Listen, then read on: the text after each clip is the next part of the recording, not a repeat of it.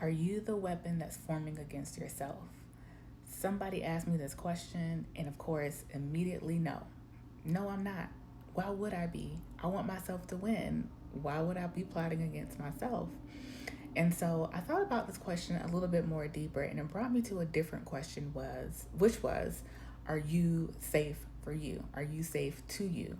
And we hear so much about safety, finding a safe space, being a safe space, and all of this, but are you even safe for you? Are you safe in your own company? And those of us that have struggled with just overthinking and being critical, we are not always a safe place for ourselves. And I came to realize that. And even in talking and speaking with other people and coaching over time, there are some areas that are very common for people to not really be safe with themselves with. But I've figured out three things that can really help. And so the first is self compassion. And we hear a lot about, love yourself, be gentle, be kind, and all of that stuff is true. All of that I would loop under self compassion. We tend to be very extremely critical of ourselves and making mistakes, especially in the world of social media and having to see everyone's lives, being overexposed to everyone's lives.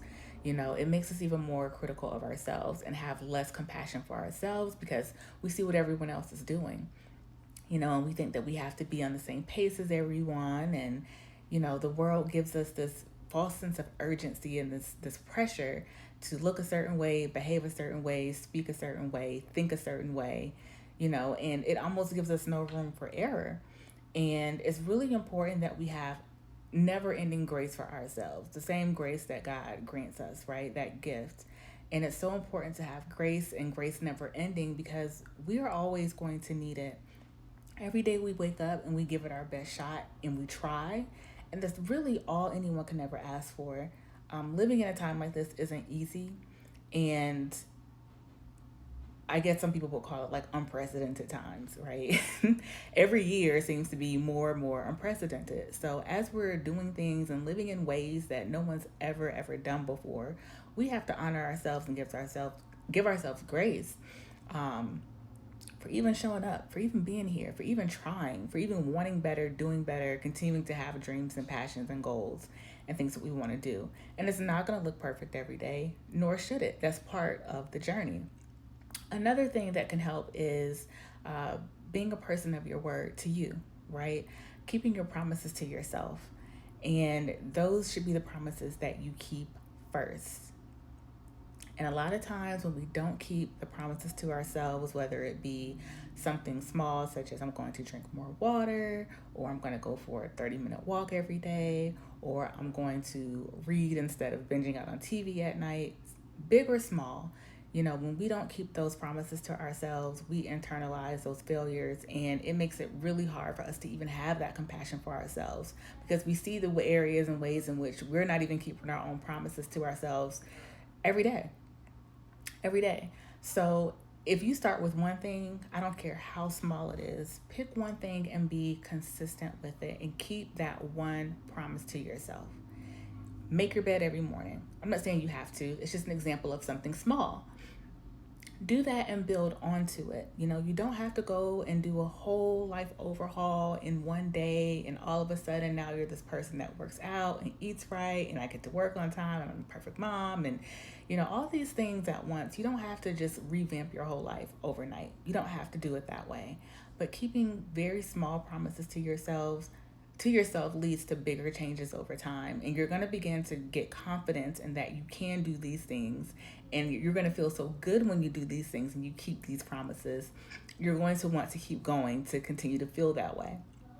Another thing that can help is taking authority over your life. You have the power, you have the authority for what comes in and out of your life, who comes in and out of your life, and you have to take control of that. We are not in a place where we can continue to just take this passive stance and allow things to happen to us, allow certain treatment from other people.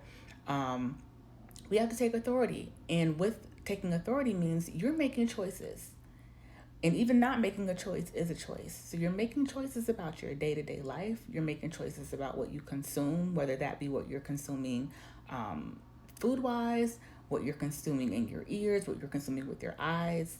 All of that matters, and it's within your control. It also matters when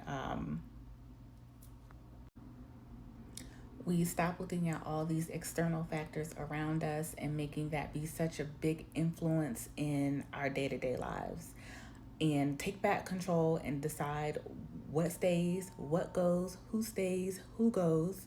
Um, Taking control over our day, over our schedule, whatever's imposing over the things that we know we need to do for ourselves and ways we need to show up for ourselves. It's just very, very important to do. So, self compassion, keep your promises to yourself, and exercise your authority over your life and your decisions.